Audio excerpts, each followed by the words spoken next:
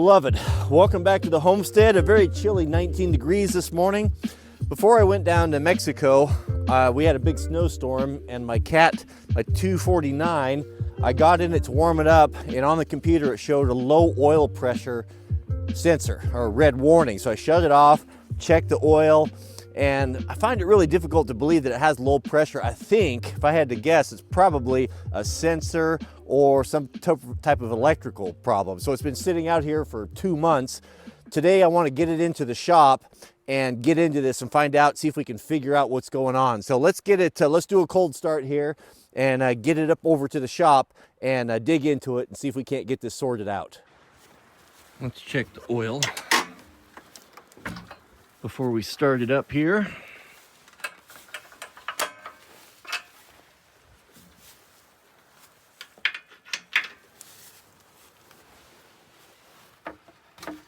I just did the complete 1,000-hour service. Probably not 10 hours. I probably got 10 hours on since I've done that. Oil looks good. I'm not sure where the oil pressure sensor is. Someone told me that it was, I might have to take this cover off, that it was near the oil filter, but we'll find out. On. All right, let's give it a go.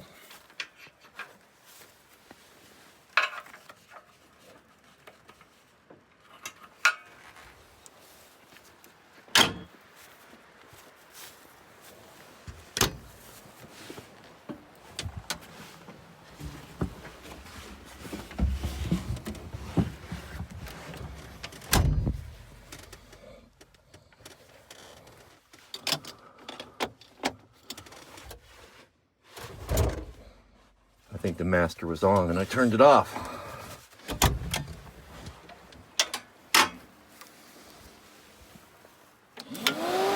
I sure did. I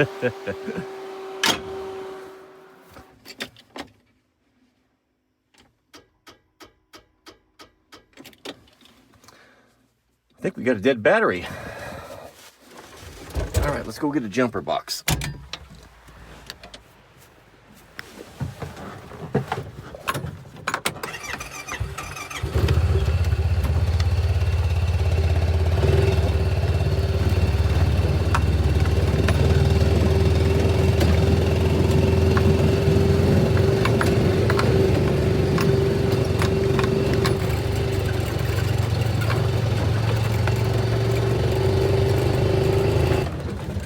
Oh, by the way, I'm getting ready to sell the adventure van.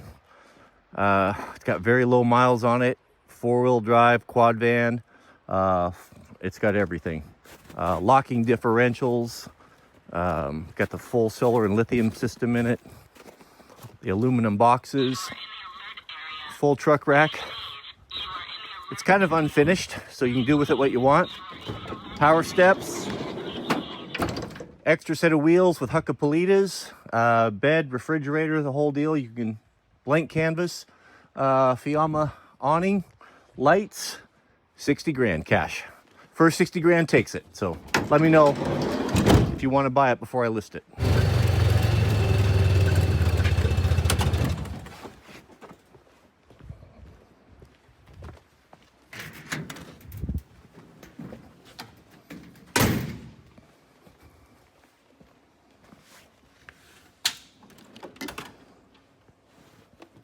Are we charged?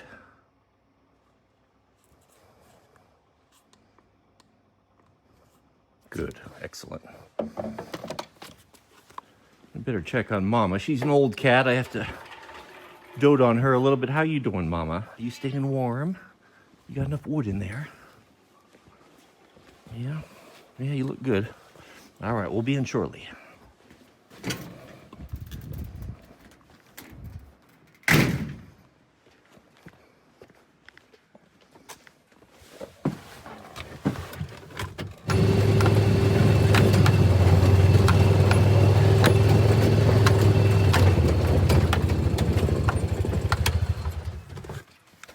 I've got a tender plug on here that when it's in the shop I keep it charged up, but it's been sitting out here in the field, so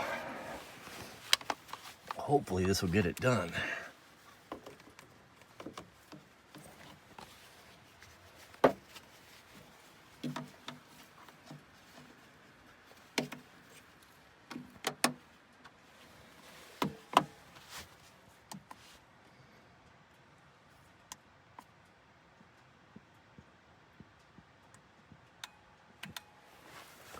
Here we go.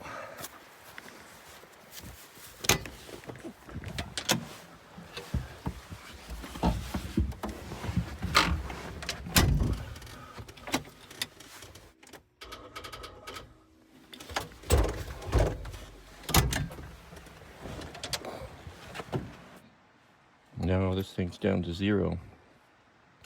Let's go grab a battery charger in my other jump pack. We'll get this one charging. See if we can't get her going. This is what, USB? That's the old one. I think that jumper might be in my truck. Let's grab a big battery charger.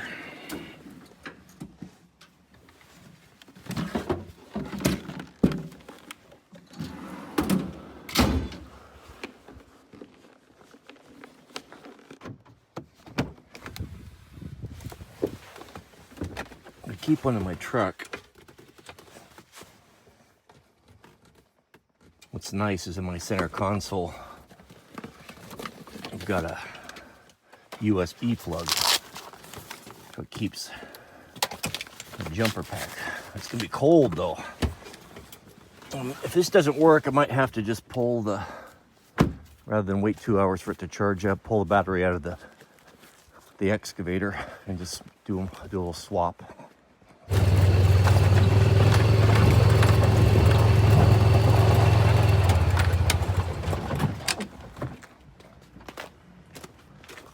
I'm gonna grab one of my Eco Flows to get some power out there.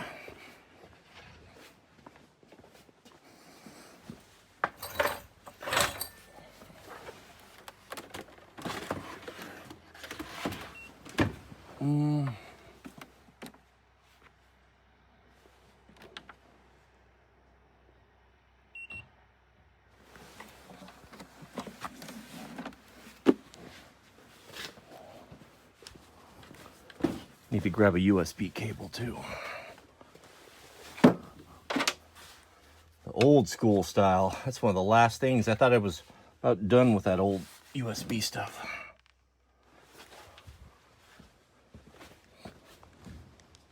This is a bad design. Milwaukee, shame on you.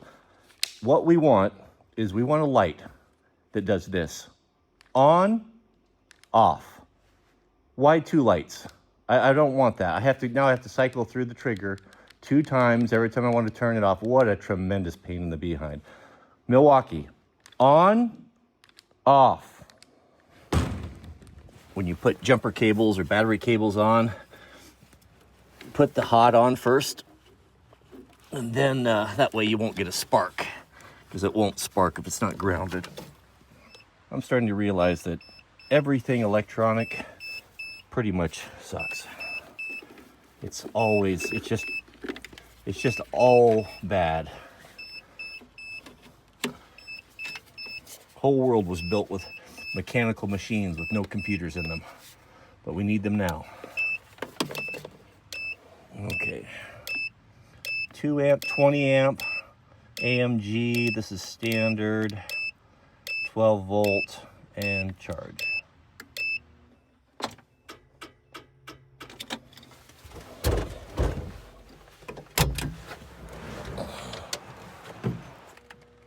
Okay, well, I guess we'll just find something else to do while this charges for 4 hours. It's always something with this stuff. Error. What's that all about?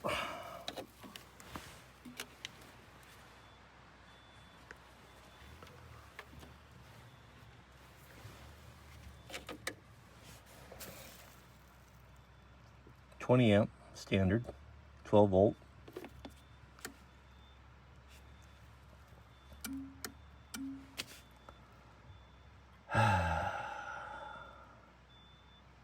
These are the times that try men's souls.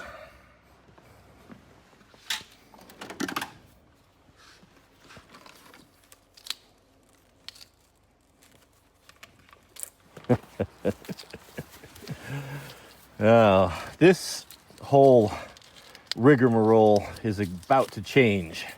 This is not going to happen to me again.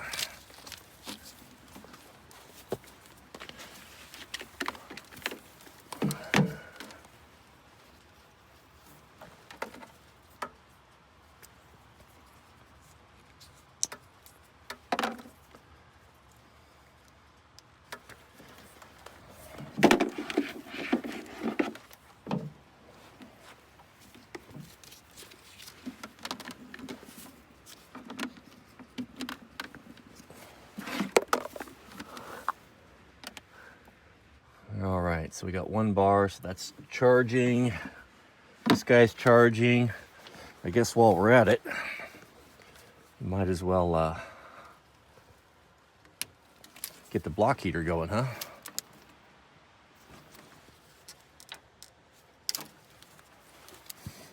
Block heater heats up the water, so it'll be a little easier to start.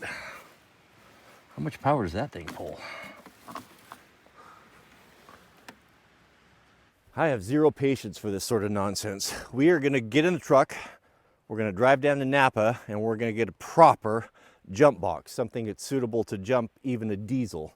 I used to have one. I had a big one when I had my Jeep parts business that I bought from Napa that it broke after 10 years, and I never have replaced it. So this is not going to happen again. So let's load up in the truck, head to town, and go get something that will absolutely get this thing started on demand. I don't have to be waiting around for tenders. It's very discouraging how the obvious eludes me sometimes. I was just texting manservant to tell him I was heading down to Napa, and he reminded me of the fact that we have big wrecker jumper cables in the Miracle truck. Yes, of course we do. I'm gonna take my dual alternators over there and see if we can't jump it with the tractor. Ah, even better. Mr. Peter saw my struggles and he brought out the GB 150. I'll tell you, there'll be one of those in my cart tonight. I guarantee it. This is a big boy here. This one, I have no doubt we'll get it done. All right, let's give it a go.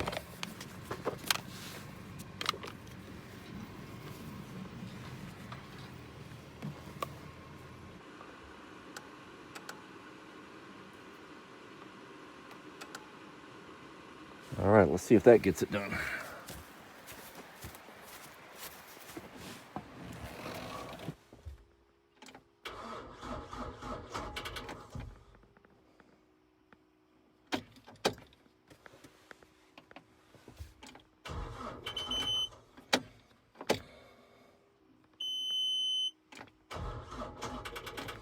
Not impressed.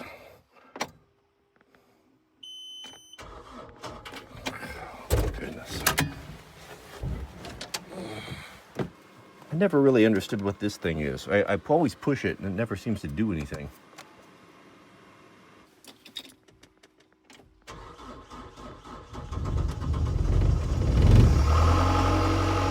Yes. The computer's put it in some sort of a limp mode where I can't run the RPMs up, so I have to crawl it over here and then idle. This is going to take a while.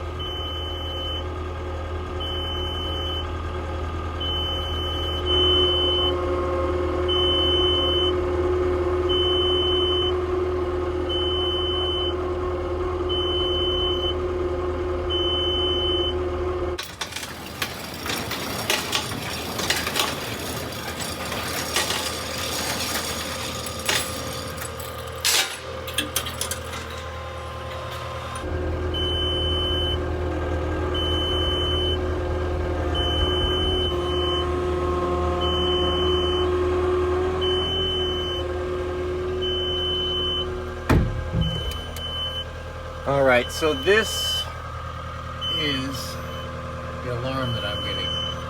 Oil engine pressure sensor low, most severe.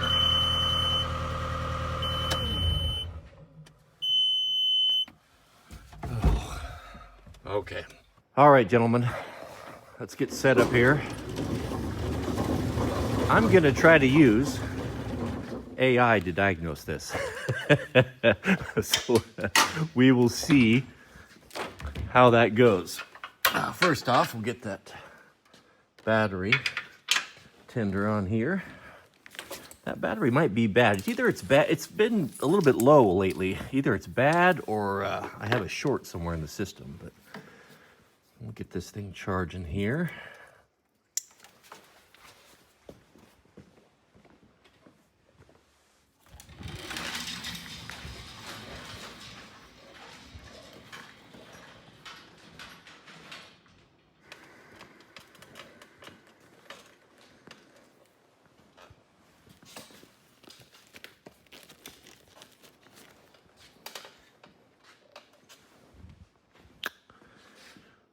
All right, let's do some research here.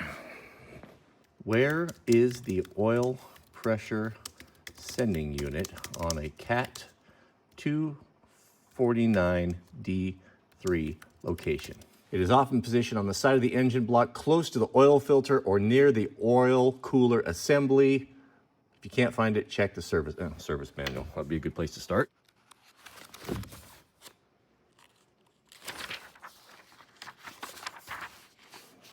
Okay, so the oil filter looks like it's right here on the left side. So that sending unit must be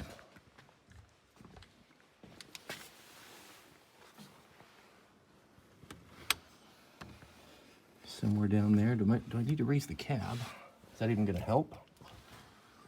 Okay, I think I figured it out. AI was of no use whatsoever, but the heavy equipment forum here, I didn't have an account, so I can't blow up the pictures. But it says, I see a guy that's got a 239 here with the same problem.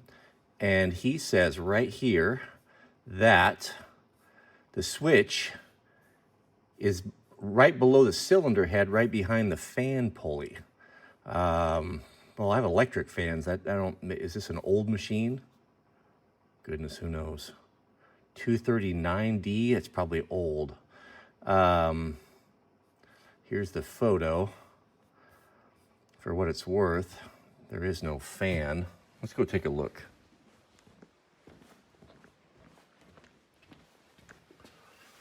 Okay, well, I see one right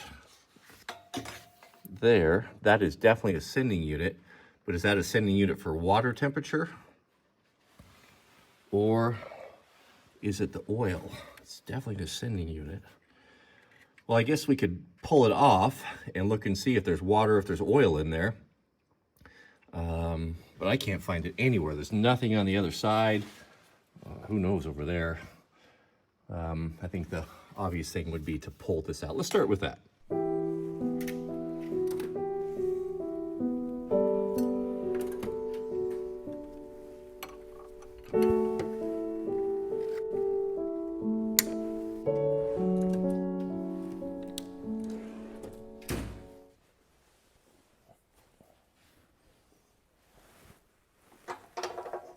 Oh, one of the 2 times in your life where you need a stubby screwdriver.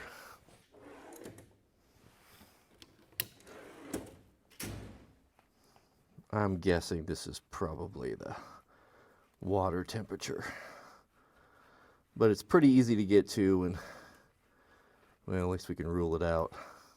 I'd be surprised that they're picking up oil pressure on the cylinder head. Maybe there's a journal through there.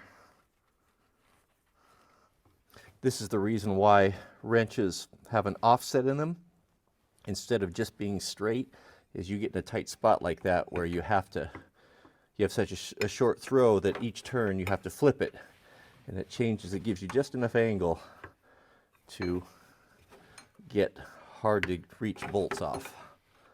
But that's the reason for that. It should be finger tight now. Now hopefully this will have oil on it and not coolant.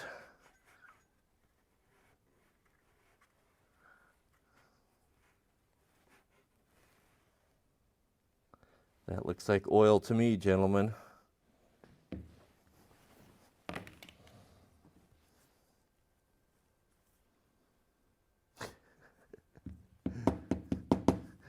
Can't tell. Let's stick this down in there.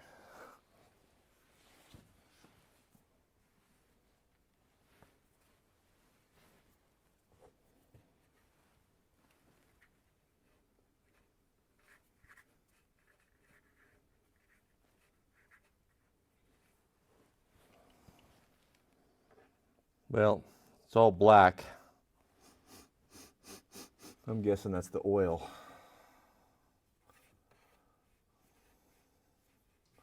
Looks like about an 1/8 inch thread. It definitely looks like a Sydney unit. I mean, there's no question that it is, with a hole in it. That would tell me that there must be a diaphragm in there that the pressure pushes up on, then sends a signal. I mean, that's black. If your coolant's that color, you got big problems. I wouldn't think the coolant would be that dirty. It's got to be the oil pressure sensor. The problem with these forums is you have to get permission to use them, and if you don't have permission, you know, it always takes weeks. I never even hear back from them. I don't know how many times that I've applied and I never hear back. So I've got this low resolution photo here, but it seems Caterpillar doesn't change things very often, and it looks very similar. Do we not have that same mount right there? But look at that. It says right there, engine oil pressure switch, located exactly right there on the top of the cylinder head. You can see there, are those the injectors? And that mount, I would be really surprised. Yeah, look at that. We got the same mount. That's got to be it right there. That's absolutely got to be it. Now, my granddad was a mechanic, and he gave me some pressure gauges. Do I have one that's going to fit that? Let's see. It's just not something that I do very often. That actually looks like, why is that so blurry? That actually looks like 1/8 inch, doesn't it? What's the chance that that's connected to an engine oil pressure gauge? Oh, that's just a rando hydraulic line. What's up with the focus here?